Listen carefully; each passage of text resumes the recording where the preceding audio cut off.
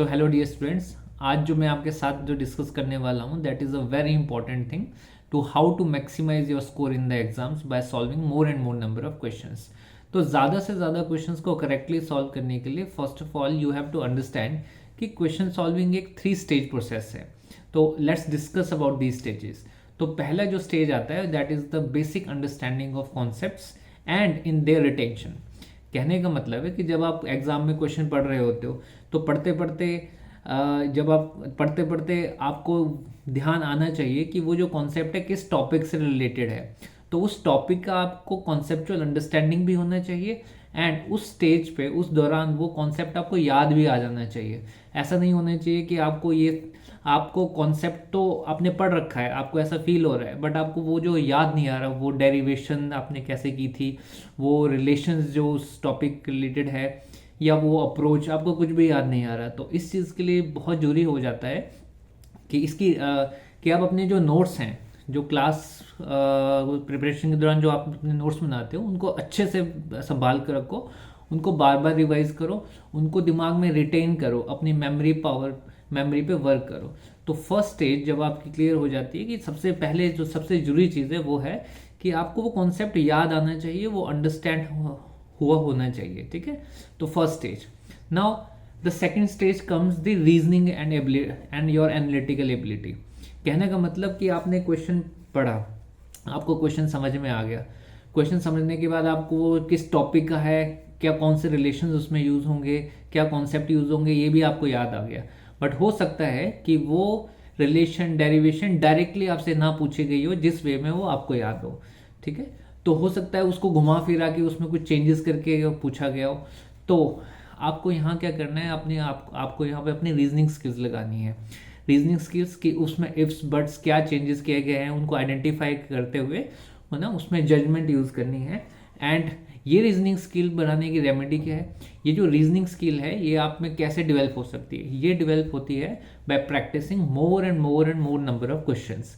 जितने वैरायटी के आप क्वेश्चंस प्रैक्टिस करोगे उतनी ज़्यादा रीजनिंग और एनालिटिकल स्किल्स की डेवलप होती जाएगी। ठीक है, तो this was the second stage process. Now the final stage comes the execution. Most of the बच्चे क्या होते हैं, ये 2 स्टेजेस तो कर लेते हैं ड्यूरिंग देयर प्रिपरेशन, इन दोनों स्टेजेस को तो उनकी तैयारी कर लेते हैं, बट स्टिल उनकी मैक्सिमम बच्चों की ये कंप्लेंट रहती है कि सर हमको कॉन्सेप्ट भी समझ में आ गया, याद भी होता है, हम रीजनिंग स्किल भी लगा देते हैं, फिर भी एग्जाम में जब परफॉर्मेंस की बात आती है तो एग्जाम में हमारा स्कोर नहीं आ पाता उतना, पर जब सेम क्वेश्चंस को आप घर पे जाके करते हो तो इजीली सॉल्व हो जाते हैं। तो नाउ ऐसा क्यों होता है, that is because of the third stage. तो ये जो थर्ड स्टेज होती है, this stage is called the execution stage.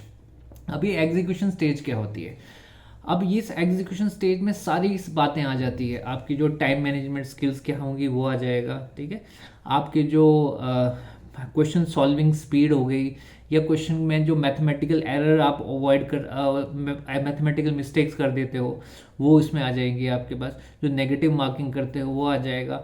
आप जब क्वेश्चन सॉल्व करते हो तो आपका मेंटल स्टेट क्या है, क्या आप काम स्टेट में एग्जाम कर पेपर दे रहे हो, या फिर आपका मेंटल स्टेट एक स्ट्रेस में है, या पैनिक सिचुएशन में एग्ज़ाम दे रहे हो, तो कोई स्ट्रेस तो नहीं ले रहे बहुत ज़्यादा। तो ये सब जो सारी चीज़ें हैं ये एक एग्जीक्यूशन स्टेज में आ जाती है। नाउ एग्जीक्यूशन स्टेज को कैसे बेटर किया जा सकता है, तो इसकी रेमेडी क्या है, तो इसकी रेमेडी है by taking large number of मॉक्स। आपको इसके लिए मॉक्स पेपर बहुत ज़्यादा अटैम्प्ट करने पड़ेंगे और बिल्कुल एग्ज़ाम सिनारियो में ही उन मॉक्स की तरह उन मॉक्स को लेना पड़ेगा।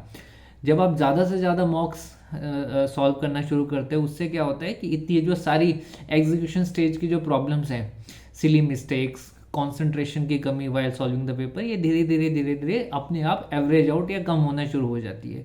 Actually your brain become use to this situation. अब जब आप एक्चुअली फाइनल एग्जाम में बैठते हो तो आपके ब्रेन को ऐसा नहीं लगता कि इट्स समथिंग अनयूजुअल, और आप पैनिक नहीं करते and you stay in the काम स्टेट ऑफ माइंड। तो उसमें क्या होता है कि ये सब मिस्टेक्स कम होती है और आपका एग्जीक्यूशन बेटर होता है। ठीक है, तो once all these 3 stages are clear, तो अब ये 3 स्टेजेस पे आपको वर्क करना है वाइल प्रिपेयरिंग। ठीक है, एक बार जिन बच्चों का ये प्रिपेयर हो जाए और जो बच्चे इस साइकोलॉजी को समझ पाएंगे तो उनका एग्जाम बहुत अच्छा जाएगा and they will have a high probability of getting good marks in the exam. ठीक है, तो start preparing and start working on it, है ना। तो मेरी ओर से इस वीडियो में इतना ही। Thank you.